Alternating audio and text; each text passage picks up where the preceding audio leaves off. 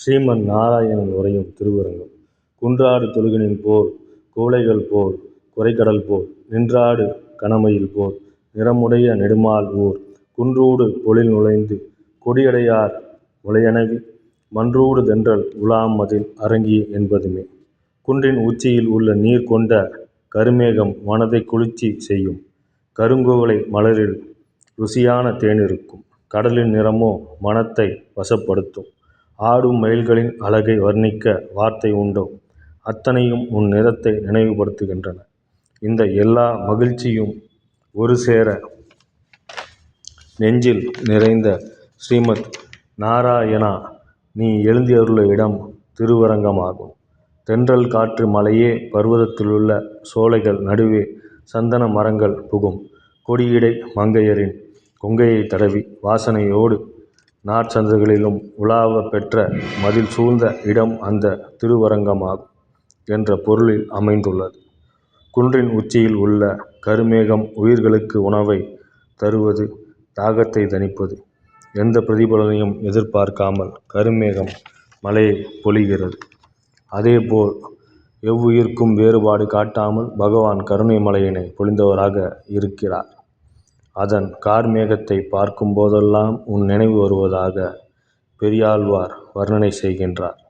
கருங்குவளை மலரிலே ருசியான தேனிருக்கும். பகவானை நினைக்கும் போதே தேன் வந்து பாய்ந்தது போல ஒரு பேரானந்தம் பிறக்கின்றது. இதனையே ஆழ்வார் இப்படி வர்ணனை செய்கிறார். கருங்குவளை மலரின் தேனை நினைக்கும் போதெல்லாம் உன் நினைவு வருவதாக அவர் கூறுகிறார். கடலின் நீல நிறமோ மனதை பரவசப்படுத்தும் என்கிறார். கடல் நீல நிறம், கண்ணனும் நீல நிறம். தூய்மையை இயற்கையோடு இணைப்பது நீல நிறம். தூய்மையே வடிமையாக கொண்டவர் திருமால். ஆகவே கடலின் நீல நிறத்தை காணும் போதெல்லாம் ஸ்ரீமத் நாராயணரின் நினைவு வருவதாக பெரியாழ்வார் கூறுகிறார்.